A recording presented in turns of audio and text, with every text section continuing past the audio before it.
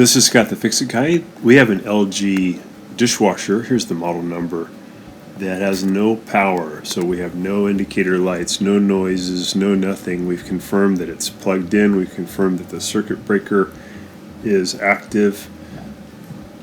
So the suspicion is that this thing, the noise filter, which lives in the lower right-hand side of the dishwasher on its side, is the culprit.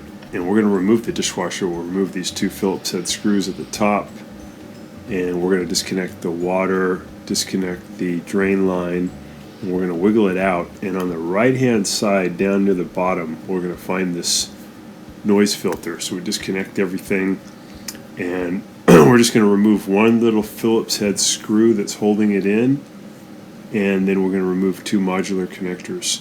We're going to remove this panel too, so we can take the feet and raise them up so we can get the dishwasher out.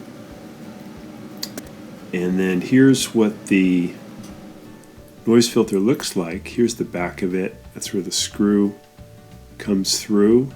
So you have to get to this from the front, and there's two modular connectors on the front that you disconnect.